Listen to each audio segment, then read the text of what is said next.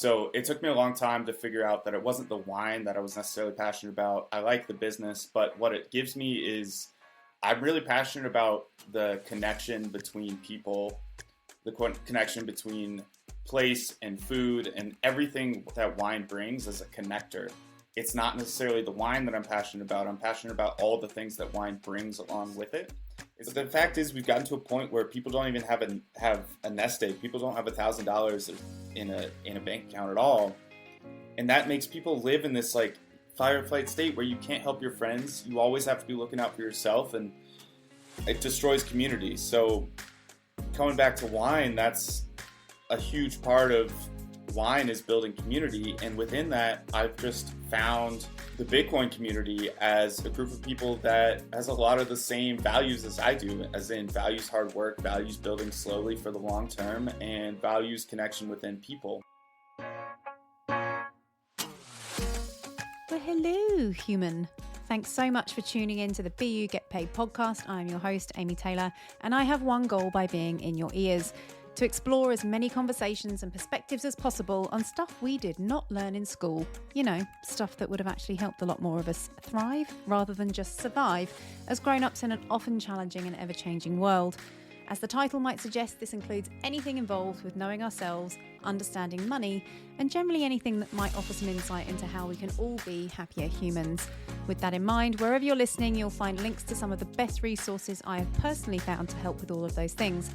Sometimes I'll talk about these in a bit more detail, and I want you to know I will only ever recommend products, services, and companies that I am a customer or user of myself.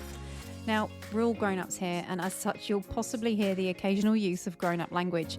More importantly, anything discussed here is personal opinion and intended for conversational and educational purposes only, and should not be taken as financial or investment advice.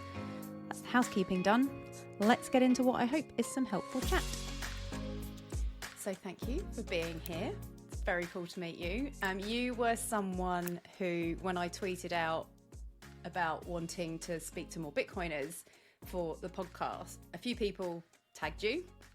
I'd seen your wine because other people had tweeted about it, and it took like 4.2 seconds to look at your profile and be like, this guy fits the bill for kind of what I'm trying to get across with Be You Get Paid, like living your best life, being fully you, figuring out what that is. You just told me you're 29. I thought you were a bit younger. And you're just an example, I think, of what is possible in this day and age that doesn't necessarily fit what most people subscribe to in terms of go to college, get a job, figure out you don't like your job, not earn enough money, not understand money. And the last episode I published was homeschooling, and I feel like you're a really good follow-on from that. So where I want to start, and we'll end up going around in circles probably and coming back to your story, because I know not everybody grows up on a farm. And tell me how to pronounce the town you're from. Peonia. Peonia. Okay, that's a tricky one. Peonia in Colorado, in the mountains. Mm-hmm. Cool. So not everybody grows up. You grew up there, right? In that area? I did. Yeah. Not everybody grows up on a beautiful sort of massive area of land on a winery. But that said, you've sort of taken your own path, and it's, anyway, I don't want to distract myself, but I just was very inspired by what I saw, because not many young people after college go and do what you're doing, build a house, live on, build a business more than anything. But yeah, you're a great example of someone who just seems to be loving their life. So I'm like, right, this Bitcoiner I'm definitely going to talk to. But take me back, first of all. You mentioned on a podcast I heard you on, which again is a follow-on from homeschooling for me. You said your parents cut you off when you went to college. Financially, is that right? Oh, I think right after college. So the deal was that they were going to support me through college and like all growing up, like my job during school time was school. And so in college, It's worry about school. But yeah, I remember day after graduation, filled up the tank one last time. My dad said, all right, give me the credit card. Did you know that was coming? Yeah, for sure. Yeah. And honestly, like I'd kind of been excited for it because I had been realizing that like I wanted to focus on my personal finances, and that's just something that I was weirdly really into. And so I couldn't really do that if I was living off of my parents. And so basically as soon as I got off that, I just dove into building a crazy Excel spreadsheet that I still operate to track everything. Awesome. So how old were you at that point when you finished 22. college? Because you're 22 when you finished college. So you're 22. What did you study at college? Was it relevant to what you're doing now?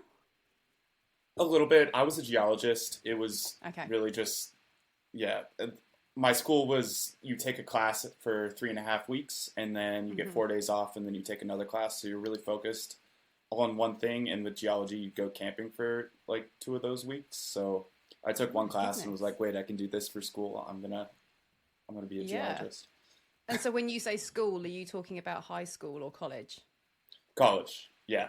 Sorry, probably a little bit of that.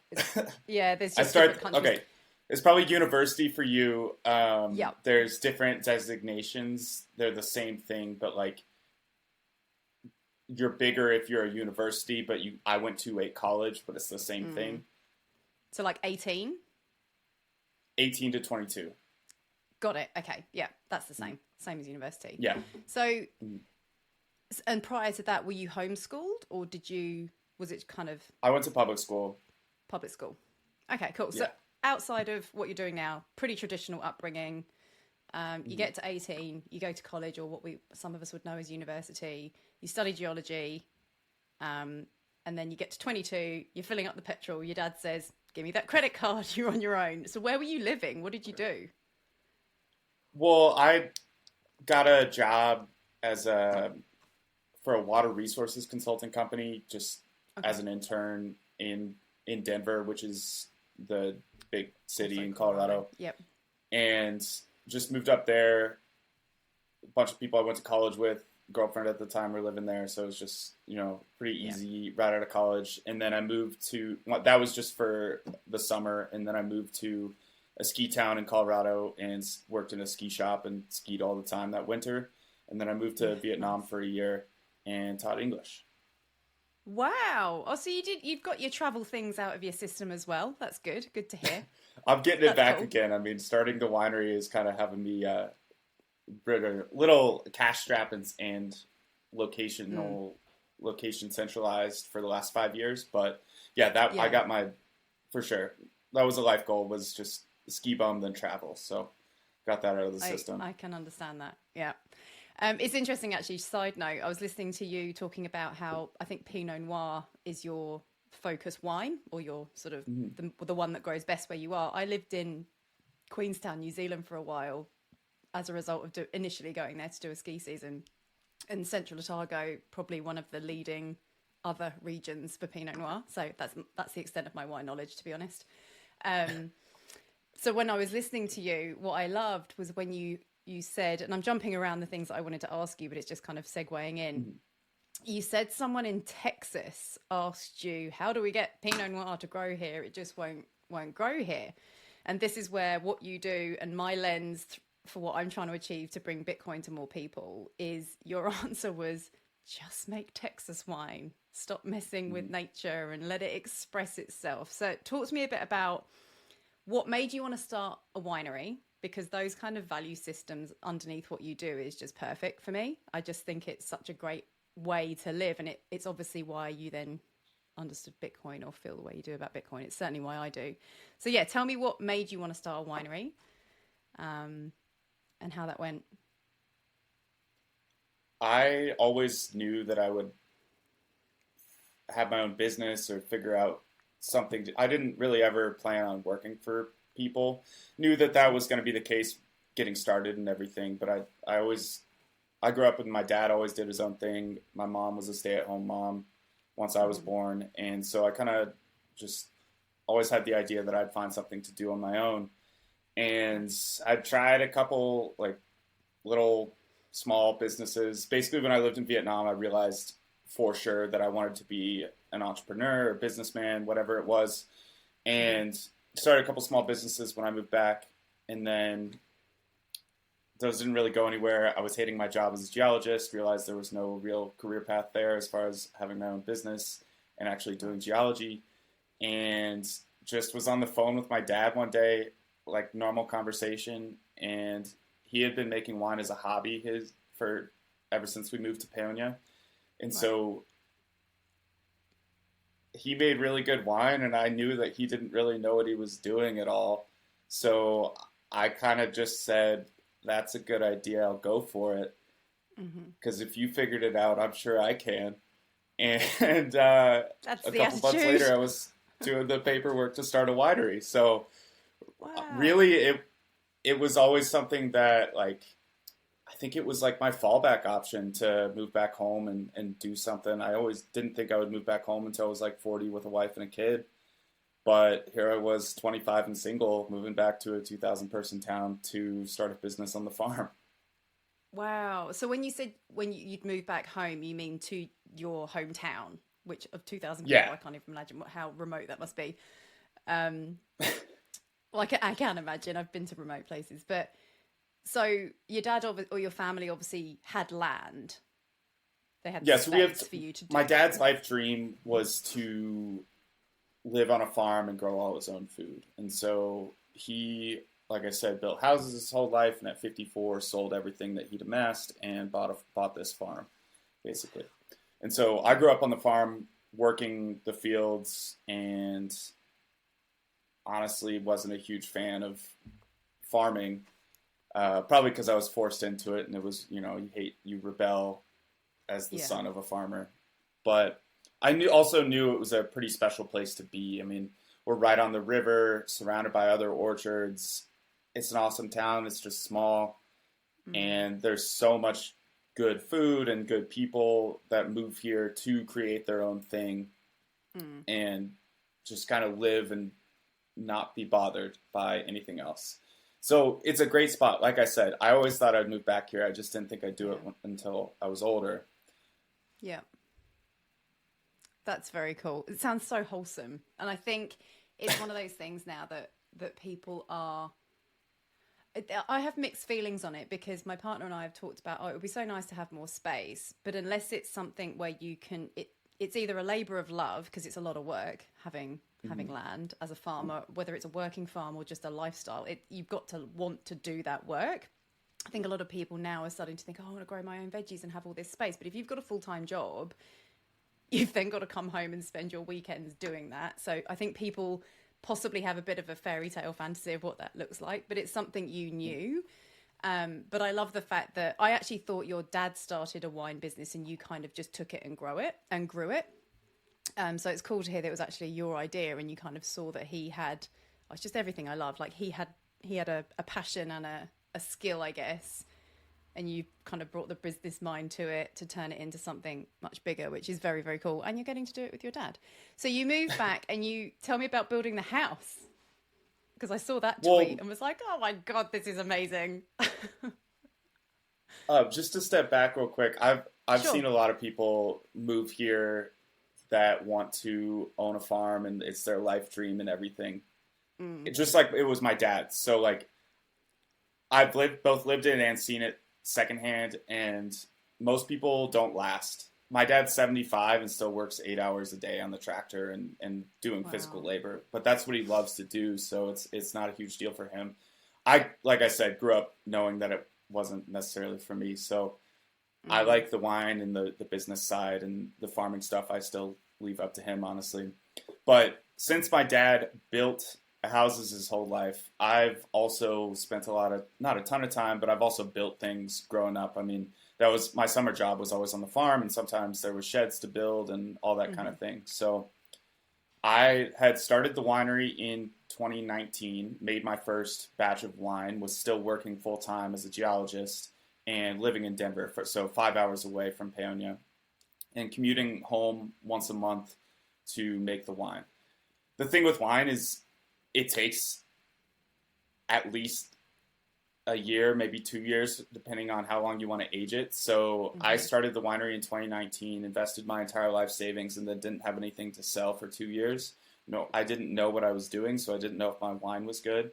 And I had to figure out stuff to do, finance my life, so work another job, and continue investing a second value worth of my life savings the next year. Yeah. So I really was hating my job as a geologist and was kind of looking for the next thing to do, knowing I had all this wine in the cellar and the wine was my next big step. So I have to stay nearby because I have to touch the wine once a month at least. And then I don't really want to work just some random crappy job and just live. So we had this space on our property that was just kind of begging for a house to be built. That wording coming from someone who builds houses his whole life. So my dad just had a vision for this space, and it was the logical thing for me to do was move home and build a house and presumably inherit it one day. So I kind of just went for it. So honestly, just like the winery was the low-hanging fruit, logical next step, so was the building that house. Yep. And just it was really just taking what was laid out in front of me and working hard for it. And now I've got a lot to show for it all these years later. Oh my God, that was so well articulated as well, because, you know, there was part of me thinking, you know, will people relate to this? Because not everybody has a family that's got a massive amount of land in a remote place where they can just build a house. I think that trend will probably start to flourish as we move to a Bitcoin standard, or at least I believe it will. Anyone who doesn't understand that, please listen to Ben and go learn about Bitcoin and it will start to make sense. Because, you know, people do flock to cities. Like you said, even you went off to Denver. But I just love so much of what you said, because through my lens of both entrepreneurship or solopreneurship and starting your own thing, you know, you knew it was going to take a crap ton of investment and risk. You're kind of winging it. You'll figure it out as you go. That's a huge lesson for anyone who wants to fly the plane whilst they're building it and take that leap of faith. But also just accepting that you're not going to make money straight away. There's a lot of parallels from your story, regardless of someone's circumstances, that I think are just so important, especially on the financial front. And I'm glad you've already told me all of that about your dad and his background, because I think I've got friends certainly that have got family businesses, and it seems like the natural thing to step into the family business, and then I guess because it's in front of them and it's an easy option, but they don't actually love it. So I love that you kind of had the awareness to go, well, there's all these elements here, but I don't want to be a farmer. But you honestly, it took me a while to even. I was never a big wine guy either, so it wasn't for the love of wine that I started this. It was really just, I want to have a business and I want to commit. I really want to commit to something right now that I can move forward with my life and really strive towards something. And so it took me a while to figure out, look, if I'm going to be a winemaker, if I'm going to do this, I have to be somewhat passionate about it, or else I'm just not going to do it very well. So It took me a long time to figure out that it wasn't the wine that I was necessarily passionate about. I like the business, but what it gives me is I'm really passionate about the connection between people, the connection between place and food and everything that wine brings as a connector. It's not necessarily the wine that I'm passionate about. I'm passionate about all the things that wine brings along with it. It's an incredible business to have. It's like so low time preference, and I can learn alongside as my wine grows. And I get invited to a lot of good dinners and can just be part of dinners for a lot of people. I mean, whether I'm there or not, it's cool to share my wine with them. So I don't think day to day it's necessarily realistic to say I'm going to find something I'm passionate about all the time. I agree. And I hope it is. I hope it is for most people. Follow what you want to do. But if you can find that angle that you're passionate about and do the rest, but really strive, let's build on that angle. I want to build a community space beyond a tasting room that my whole community gathers. It hopefully revitalize the main street of my town, because it's a small town. One business can have a huge influence. And with that, like I said, it's a small town. There's some negatives to living here. But if I can be a bit of that change and build some more community, then I can also build a town that I want to live in.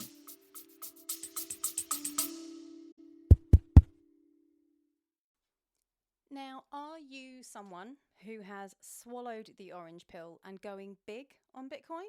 If you are considering putting an amount of money into this world-changing asset and are feeling like you won't sleep at night without a little one-on-one guidance, you are in the right place. Look no further than the incredible team of amazing humans at the Bitcoin Advisor, who I've had the pleasure of meeting in person a few times now.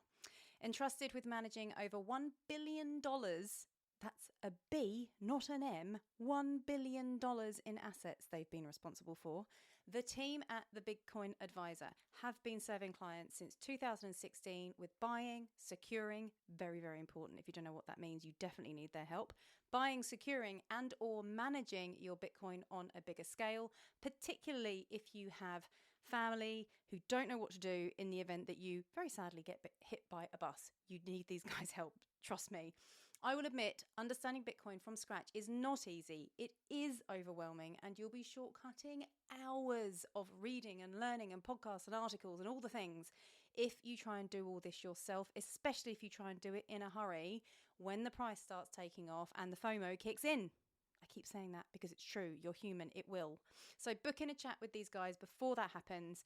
Tell Peter and Andy that I sent you and they will take extra special care of you. So just head over to bugetpaid.com/BTC advice. That's bugetpaid.com BTC ADVICE. bugetpaid.com/BTC advice. Hope that makes sense. This will be in the show notes. Oh, amen. It's people, right? Mm-hmm. Everything comes down to people. And yeah, so much. That's awesome. I hadn't heard you say that on any of the podcasts I found you on or any of your tweets. But, oh, wow, so much to unpack from that. We should just end there. No, it's too short. Well, it's true. Like, I think a lot of people do. I try not to use the language of just follow your passion. But I do think you can bring your passions into whatever you're doing to make you more of a unique character and a unique personal brand, which is what I'm about. But everything you've just said there is so on point for anyone who wants to start their own thing. It's just, don't wait. You are going to wing it. But on top of that, you're not going to feel passionate about jumping out of bed about anything every single day. And like you say, if you can find your angle and have a vision, and I think your dad had a vision as well. I'm sure he's loving having family on the property as a farmer. It's something that I've got a mate who's a farmer, and it's a real family. It's so wholesome. I couldn't do it, but it's lovely. But there's so much gold in that advice, I think, because it is hard. It will be a low time preference, and that's probably a perfect segue for anyone who's not a Bitcoiner or hasn't heard that term. It's being patient, right? Essentially, it's putting in the work to know that the rewards will come later and sacrificing in the short term. But you seem to certainly be a very happy guy who's enjoying that process in the now as well, which is brilliant, because I think a lot of people just hustle and grind and try and make something work that they can't find the enjoyment in. But that mindset is great. So that's probably a good point to segue into Bitcoin, because you've mentioned low time preference. And I know that did you start off in farmers markets and just in person in the community? And that's another point. A lot of what I do is online, and people are trying to find the hack to be mobile. But at the end of the day, business, branding, everything, it comes down to people. So tell me how you got started with like the farmers markets. And actually, no, let's go back. Tell me how you found Bitcoin, because I think that came next. Yeah, I found Bitcoin before I started selling any wine. Oh, awesome. Okay. Yeah, so definitely the right segue chronologically. Yep. I had been living with a Bitcoiner that I randomly moved in with off of Craigslist in Denver. We were friends, but he was kind of my crazy libertarian friend, and I was probably his buddy that voted for left-wing politicians. And interesting. So good I didn't. You're friends, I was just saying, like, I was on a totally different wavelength, thinking about it back then, and I never really gave it any thought. I remember when he ran upstairs and was like, "Oh, I just bought some Bitcoin," and the 2020 crashed down to 3,000 when everything was going crazy. But really, I didn't think much of it. And then right after that, when I moved back home to Peony, I moved in with another really good friend who was also a Bitcoiner. Okay. And so this guy I'd grown up with, and I considered him one of the smartest people I know. And so we just talked politics, finance, global power shifts, all that stuff. And he kind of just convinced me to start learning about it. And as I was building the house, I just put on 6 hours of Bitcoin podcasts every day. And it was not because I was like forcing it. It was because it was that interesting to me, because I've been really interested in personal finance. I've been going over to my friends' houses for lunch to be like, hey, today we're going to spend an hour working on your personal finances, because I was a nerd about it and I'd already done mine and I wanted to mess with more of it. I wanted to get people the right credit card, the right savings account, all that stuff.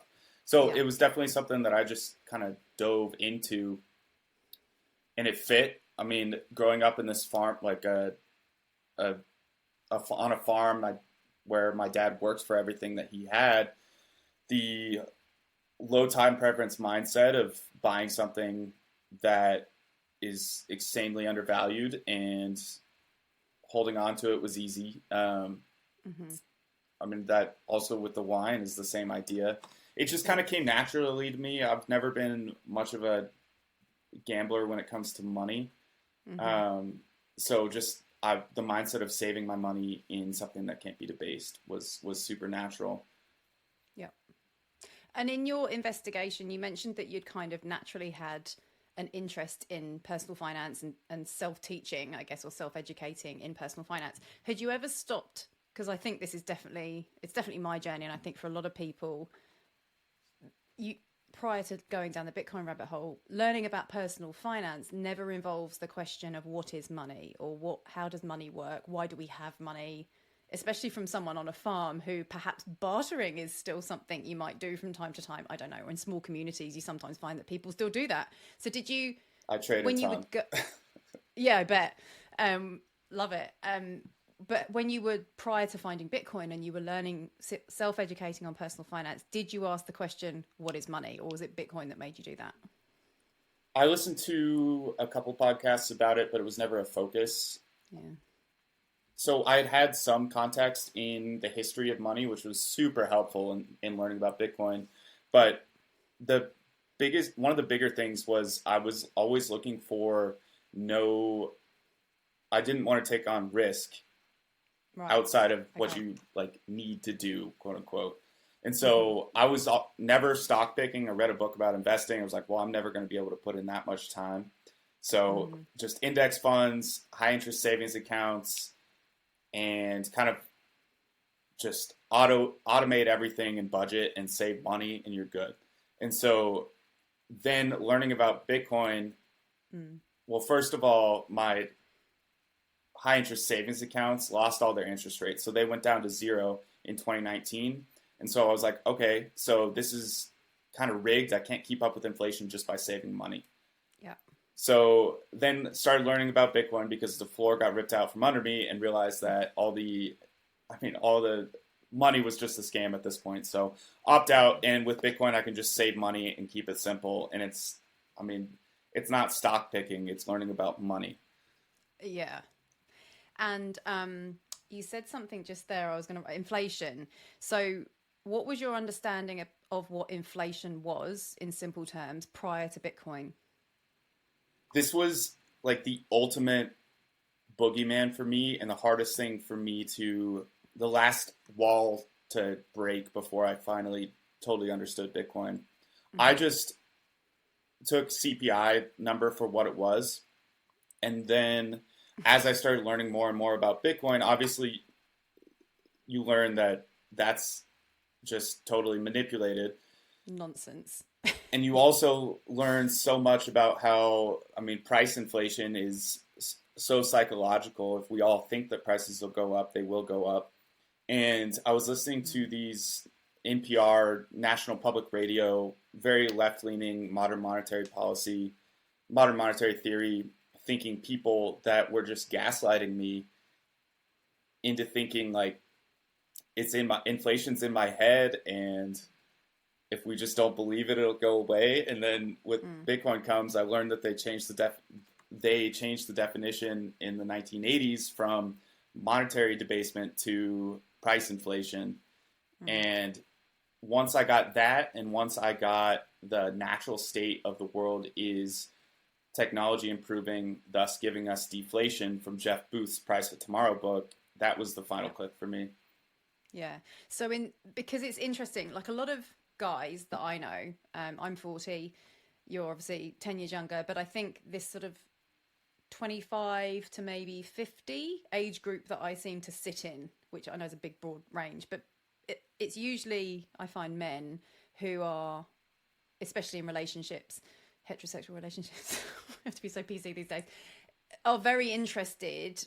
I guess it's maybe a primeval thing of providing, I don't, but they are interested in finance, but not necessarily, again, because they're passionate about it, because they feel they need to be to keep up with inflation. And a particular friend of ours who's super savvy with it, but he spends a lot of time studying it. I can't remember exactly what he said, and he gets it, but he doesn't get Bitcoin. He's very risk averse. He's very traditional with doing stocks and shares. But he said to me, well, inflation, we need inflation because we need the prices, we need the economy stimulated. And I was like, this guy is so close to getting it, because that's what I thought. I didn't really understand what the term inflation meant other than prices go up, and they always will, which is why people buy houses, not because they need to live in them, but because it's something that will always go up.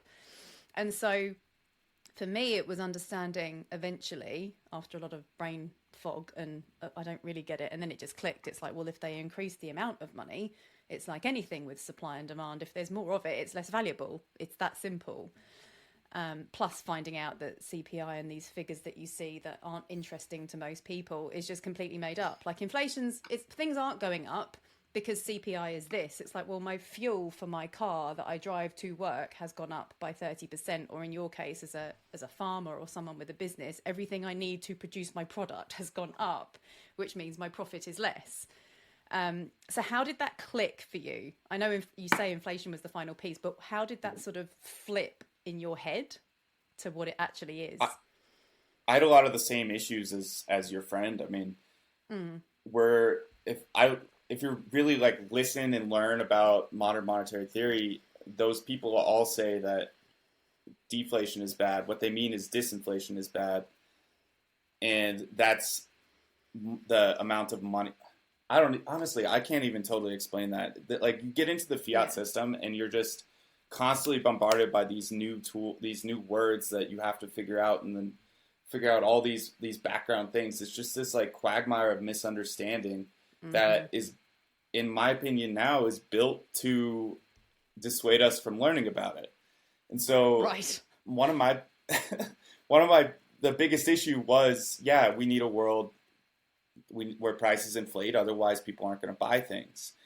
And that had me for a little while, and because I didn't have another framework. And so learning about, or thinking about the world with fixed monetary units and thinking about how prices would be, is understanding that prices would go down because we get better at producing things. Obviously, some go down more than others, and there are some things that are scarce that could cause prices to go up in the long term. But it's not like, if the gas price doesn't go up at the fuel station, I'm not going to buy it. I'm going to continue buying gas, and I'll probably buy more if it goes down. But the world does not stop if prices don't go up, because I consume things. I always need to be buying things to live. And if I can just save money and have my savings increase in value where I get more comfortable, I'll constantly be a new buyer of new things, because I'll want to increase my quality of life.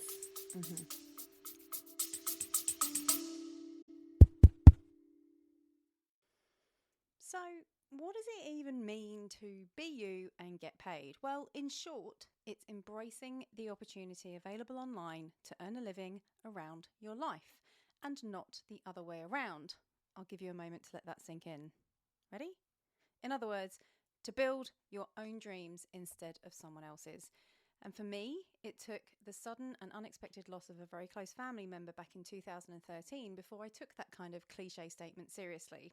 It was a line in the sand moment where I decided I was going to do whatever I had to do to build something of my own, to find freedom from the unfulfilling world of commuting and corporate slavery for good. And that decision put me on a completely different life path. And I can tell you from experience that it is even simpler to do today than it has ever been before. So if you've been inspired by anything you've heard on this podcast, nothing is stopping you from doing the same. when you learn to turn your existing skills, knowledge, passions, and interests into income streams online. And if you don't believe me, check out the episode number 18 with my long-term friend and mentor, Stuart Ross. And we're not talking about some half-assed part-time side hustle here, my friend. I am talking about drastically changing the way you think about and earn money in today's modern world. So sign up for Modern Wealthy, our 7-day fast start training series, which includes a downloadable ebook and your best life blueprint. And I will be there to cheer you on with monthly coaching calls and give you a bit of a kick up the bum. So head over to bugetpaid.com/launch. That's bugetpaid.com/launch.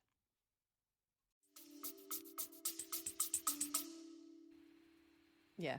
And if you can just save your money because you know that money is going to continue to buy the same things at the same price, then there's an incentive to save and keep it as yours in your bank account. Yeah.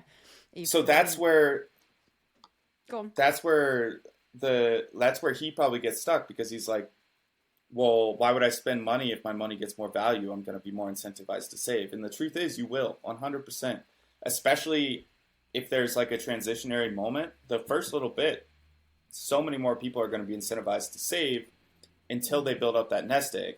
And then you build up a nest egg, you're safe, you can spend some money, you can go travel, you can do nice things. But the fact is, we've gotten to a point where people don't even have a nest egg. People don't have $1,000 in a bank account at all.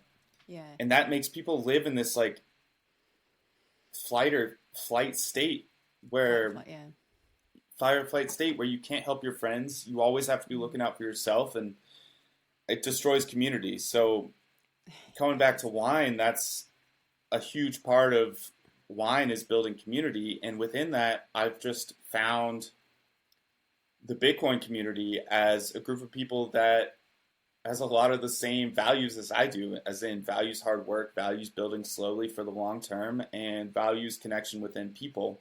And so the winery has kind of been just my conduit for being able to be out there as a Bitcoiner. Yeah. And, you know, a lot of people that find Bitcoin want to go work within the Bitcoin industry, but there's only so many jobs. It's growing. You might not really enjoy it. So I just find that it's pretty awesome to just go do what you do as a Bitcoiner. I mean, all I do is I just put a sign that says I accept Bitcoin, and people then maybe associate Bitcoin with a cool winery instead of crime and climate stuff that the New York Times tries to push on them. So it's really just been a kind of a natural connection between what I really am passionate about and what I'm doing all the time. I love it. There was so many points there where I was going to like, oh, let me jump in on that. But I've learned to just let people speak because you're on such a good flow. So just rewinding. I haven't made notes because I'm trying to stay more present in these conversations because it's so great.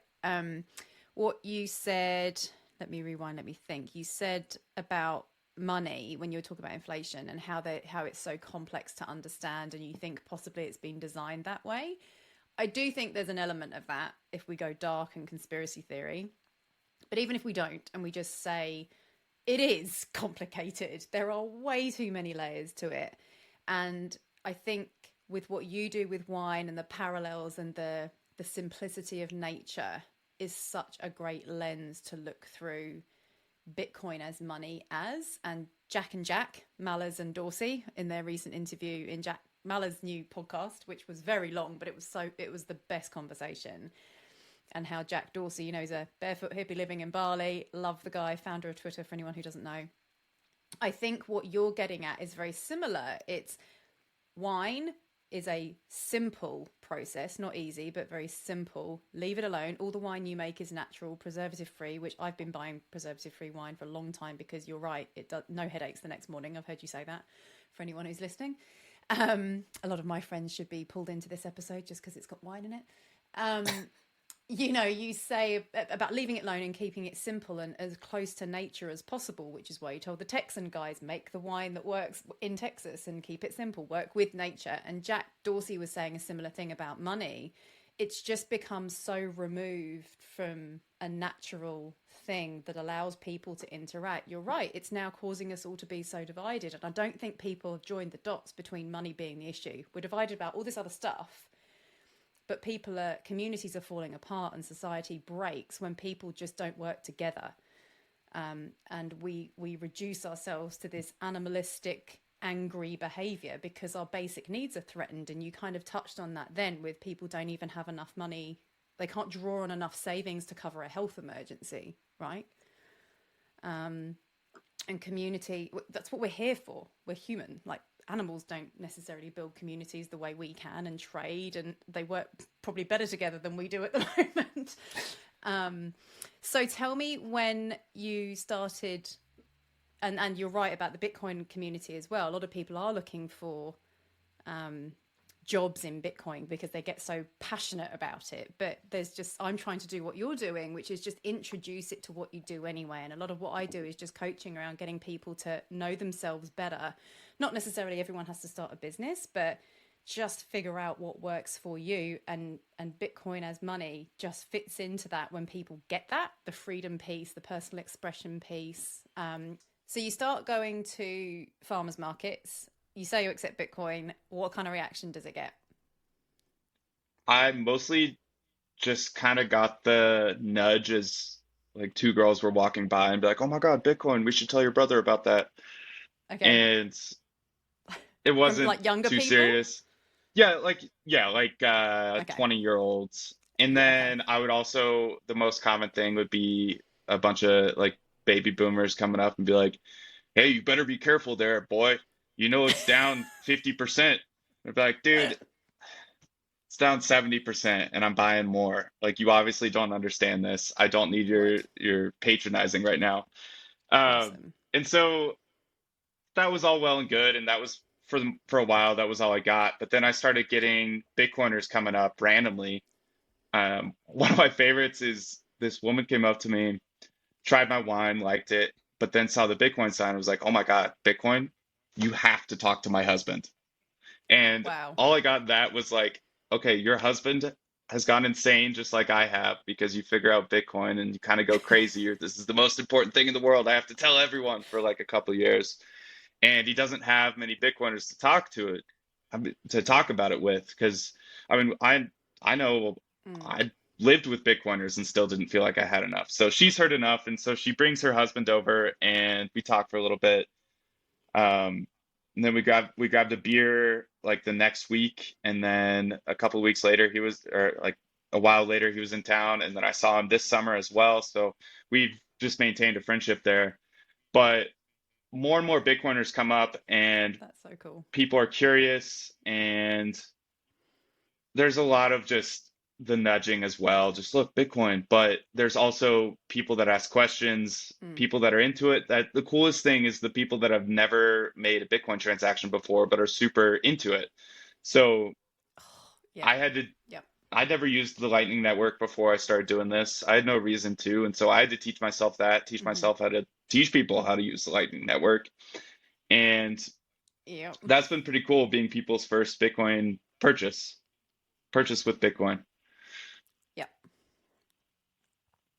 Well, it makes it real because that's what that's the first, well, not the first thing, but a common thing is, I was talking to someone yesterday, older lady, can I buy my food with it?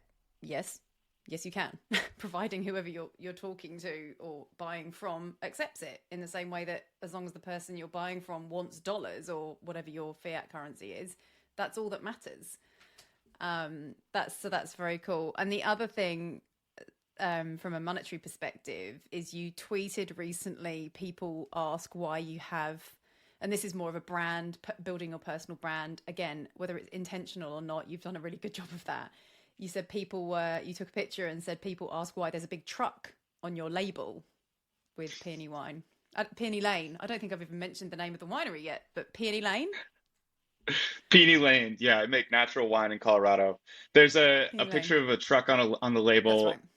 My joke is that I say I stared at it every day, and I think you should too.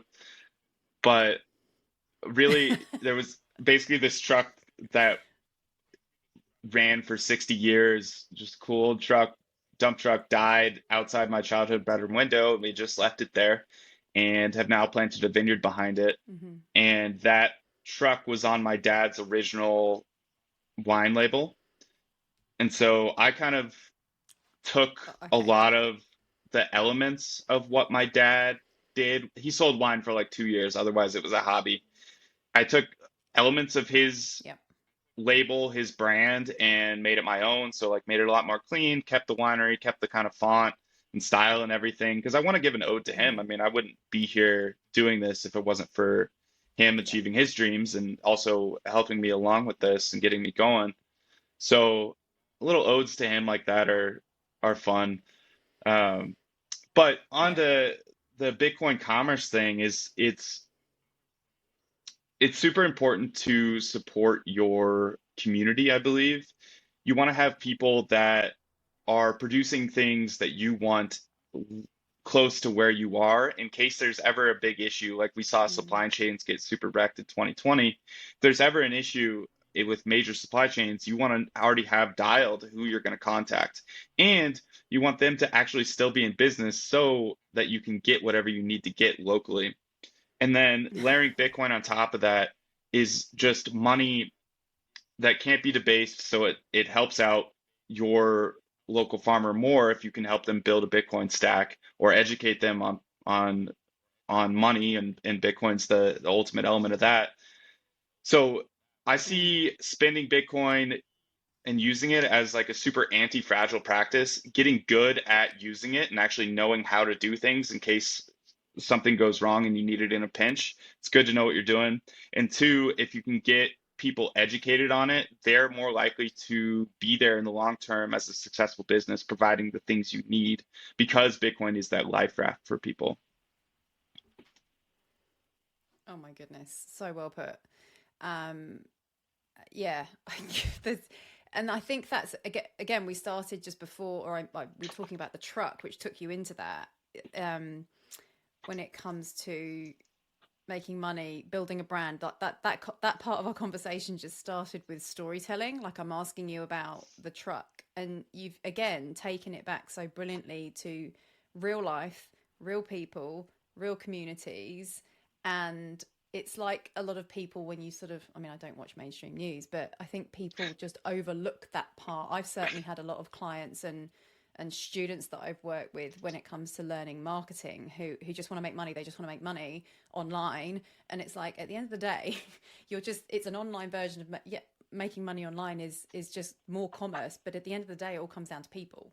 You've got to connect with people through your stories, through your brand, whatever you're building. And you just seem to have done that really effortlessly. Because you're doing it the right way. It's about the people. It's about what we all need, goods and services and products that solve problems or meet a desire. So thank you for sharing yourself and your story through the likes of Twitter and social media, because it's worked. I mean, you've got a following, I think, of just over 11,000. Has that come, do you think, from being in the Bitcoin space more? Have you got a sense of where that following has grown from? Or do you think that's more your business that's grown that, or both? I would say it's primarily Bitcoiners, people that are also looking to homestead as well. And those people are generally Yeah. Bitcoin curious, I would say. Hmm. Yeah, I didn't get on Okay. Twitter to like grow a personal brand and build a following or sell wine or anything. It all No, kind of just happened by just being I there know and you being didn't, but myself. you've done it So really well. thank you. And there's the lesson. That's exactly what I was hoping you'd say, is the people that don't try and do it best. And the people that try and do it generally forget the core principles of what you've just said, which is about people. It's about products, services, solving problems, helping people, building communities, and you're doing it in the real world, which gives you these amazing stories to share, which is what makes people love you, I'm sure. So yeah, thank you so much. You've wrapped that up really well. I think we've covered everything I certainly wanted to cover. I think what I'll ask you, which I normally like to finish with, is just advice to your younger self. I mean, I think you're living a great life and you've done everything right. But what would you say about, I guess, being you, making your own choices, knowing who you are, and also what would you advise your younger self about knowing money and understanding money, what to do about money, if you say rewound to 18-year-old Ben, who's about to go off to college to study geology. What advice would you give him about those two things? Well, about money, I kind of was always pretty frugal. Like having my parents' credit card was never a Yeah. carte blanche spend on stuff. It was always, I was raised in a frugal family. So I'm Yeah. feel like I did pretty good with that. I mean, you find Bitcoin when you're going to find Bitcoin. Really, what where my head went is Mm. I always would tell myself, I remember specifically one time I was like a little kid and had super horrible posture sitting at a table. And my sister told me to fix my posture. And I always kind of said in my head, I was always like, oh, I'll do that when I'm older. And so I think procrastination was always the thing that killed me with health and diet. And I mean, I always played sports, but like never really wanted to work out or anything. Um, I don't know. It's just Mm. I think do it now, get it over with, and discipline is kind of the things I would hound on, which are totally the things my dad would tell me, and that's why I didn't want to do them. But now that I've figured out Bitcoin, I think I've got this lower time preference because I know I've got something to live. I know I'm going to have a good life in the future, so I want to be able to enjoy it. And so I'm pretty focused on the present, building the Right. long-term health structures and obviously business structures to be able to enjoy those things in the future. Wow, awesome advice. And I think as well, certainly from listening to you, and it's done the same for me. Until I found Bitcoin, I had been vegetarian for a good few years, and as a child, I self-elected to be vegetarian because I couldn't stand the thought of lovely animals and yada yada yada. But it was. I know you're into steak. Are you trading your wine for steak? Is that one of the things that you do in your community? Definitely, I went bigger and I bought Yeah. half a cow because there's a rancher around here that's a Bitcoiner that I wanted to support, and it's just easier to buy in Mm-hmm. bulk.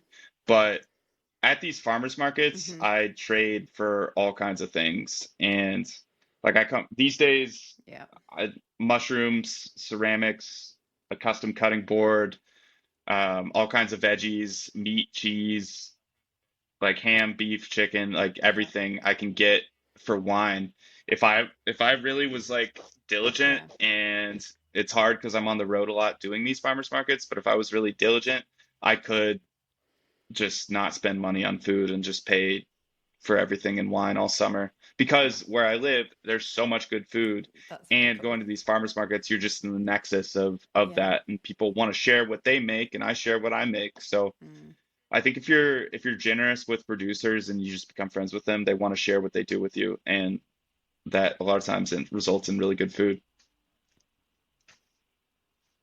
Oh, there's more lessons in that, right? Like the proof of work conversation we haven't even touched on. When you're there in real life in a community of real people with real products, that is the proof of their work. You all want Hmm. each other's stuff. There's just it's a great blueprint, I think, for how to live wherever you might be. I mean, we now have technology that allows us to produce good food in much smaller spaces. So it's not like everyone needs to live on a farm in the remote mountains of Colorado, like we said before. I don't Um, recommend it for most and it's just people. interesting, I think, that no, me neither. I can imagine. But I think what I was getting onto there with telling you I used to be vegetarian is just this lens of money. It affects everyone and it touches every area of your life. And I just think the fact that you shared the lesson being what you would tell your younger self is to focus on your health. It's when you start to see that supply chains and food and literally everything has been destroyed or significantly lowered in quality in terms of what's best for human beings because of profitability, right? And broken money. Um, and you mentioned as well with nature, it's just food should be simple. We don't need to mess with it. Interesting that you raised the point that the lesson to your younger self was about health. And it's the Bitcoin lens for me. The reason I told you I went vegetarian was because it was going down the Bitcoin rabbit hole and realizing how much it's impacted food production and what we're being told to eat by mainstream media.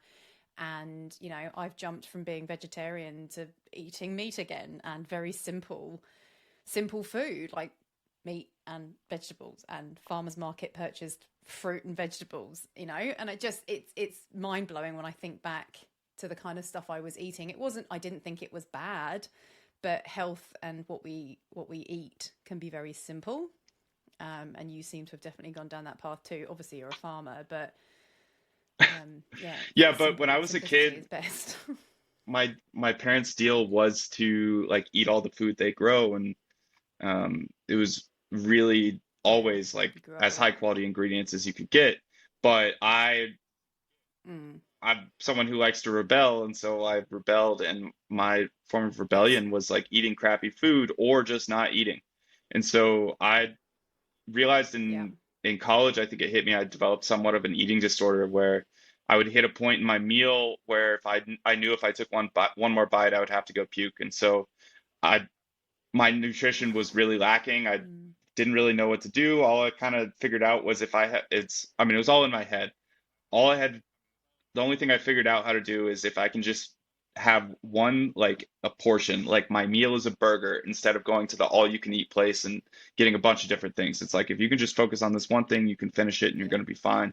And that helped for a bit, but I was Mm, always having super clouded mind or just like out of it while still achieving a lot. I mean, I've always been extremely athletic and um, doing well in school and work mm, and everything, but it was always with this kind of hollow feeling in my body.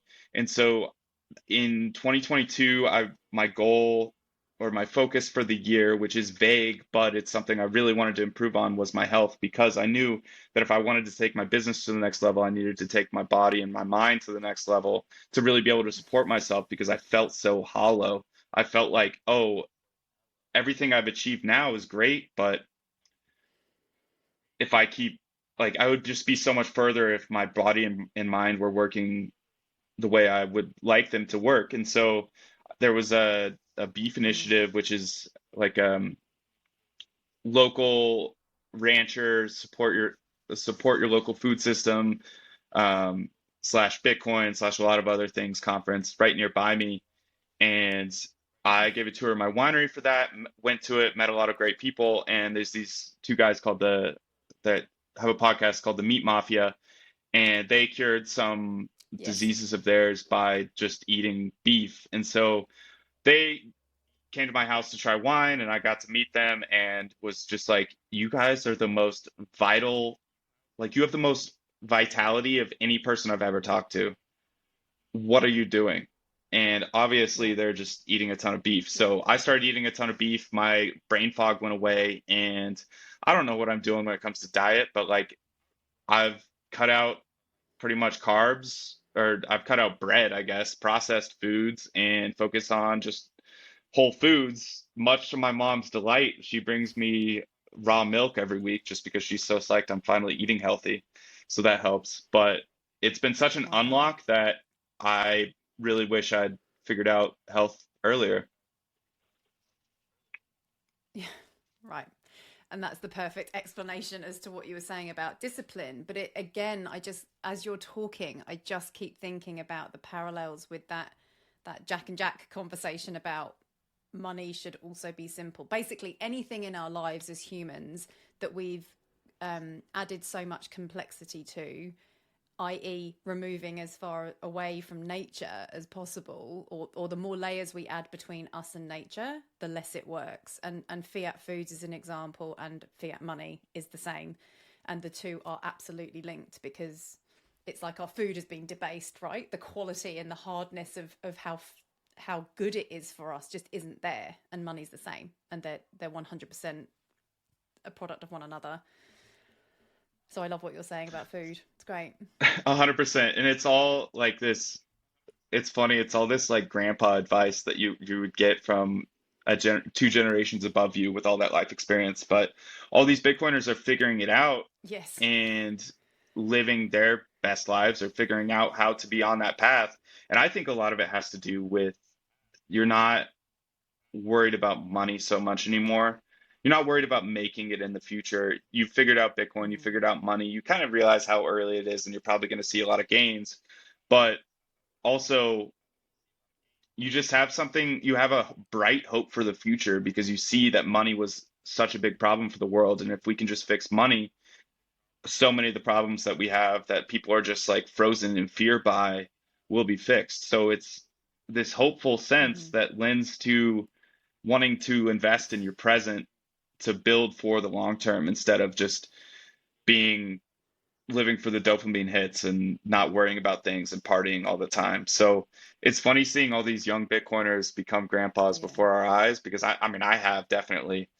And I don't know, it's going to be a fun future. So I want to be ready for it. Oh, I think you're more than ready for it, mate. But yeah, I say that a lot. The money thing, it's people are in a state of fear and paralysis with jobs and not changing things because this fear of the future or this constant awareness of you have to be in, and it's like, well, if we fix the money, you don't need to worry about that, which means you can enjoy the present. And then you start addressing you've got the time in their headspace to go, money's taken care of because it works and it can be held into the future without being debased. So I've now got the headspace to actually live as a human should live in a very healthy way. Not to say everyone should go eating a diet of beef only, but give it a go, have a crack. Stop buying stuff that you perceive as cheap and easy, because most things that are cheap and easy aren't very good for you. Is that good? Is that a good way to wrap it up? Yeah, I mean, you want to get to the base layer of everything. The base layer of money, I Yeah. think it is, or the best money is Bitcoin. And that's also the most simple, Yeah. even though it seems complex to people. And the best food is whole Yeah. food, just like whatever exists. And then you find your balance within that. I mean, it's Yeah. unrealistic to tell someone to go 100% into Bitcoin. Um, it's unrealistic for someone to say only eat beef. You got to kind of try and Mm. just see what works for you. I mean, it's different for everyone, and Mm. really just getting down to the basics and actually listening to the results and having failures is the best way to learn. Oh, even better. Even more great advice for all areas of life. Thank you so much. Let's wrap it up there because we've kind of gone format all over the place and tech difficulties. But tell people where they can find you and where they can buy your amazing wine. And when I'm in America, do you ship internationally? I wish I'm USA only right now. You You can find can't. my wine Yeah. at Okay. peonylanewine.com, and I ship all over the US. If you want to buy with Bitcoin and have it shipped to you, I use Oshi. It's an app where there's a ton of awesome Bitcoin goods or just places that accept Bitcoin. You can buy beef, you can buy mining stuff, you can buy, I mean, clothing Yep. and wine and everything. So Oshi's a great spot. And then, Everything you need. yeah. Hmm. Yeah. Awesome. I know of one friend in particular who is, she's from California, but she lives in New Zealand, and we became friends by living in Queenstown. And her dad is a member of a wine club, and he still travels to New Zealand just to drink wine. So I'm going to get him onto that via her for sure. So thank you so much. And what was your Twitter handle? Remind me. I've got it here. I will make sure it's linked, but tell people where they can find you there. At Ben Justman, if you want to see pocket steak and some wine pictures. Yeah. And the documenting of your house build. I'm actually going to link a couple of your tweets linking directly to that because that was very cool. Thank you so Awesome. much. Great to meet you. And yeah, we'll be in touch again soon. Sweet. Great to meet you, Amy.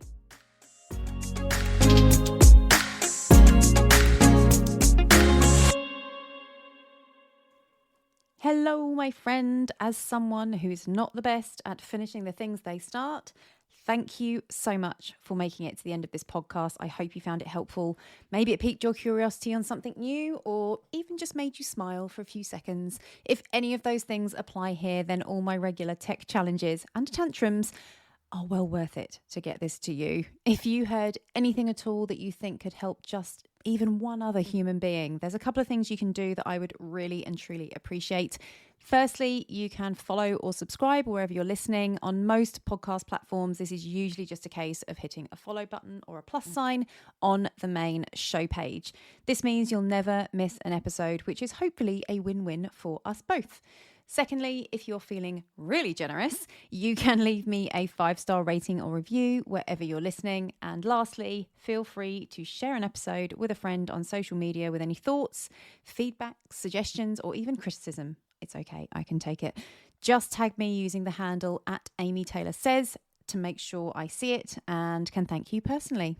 Any or all of these things genuinely mean more human beings see and hear these conversations. So again, thank you for being here and helping me with my mission with Be You Get Paid to help as many people as possible know themselves, know money, and be happy. See you next time.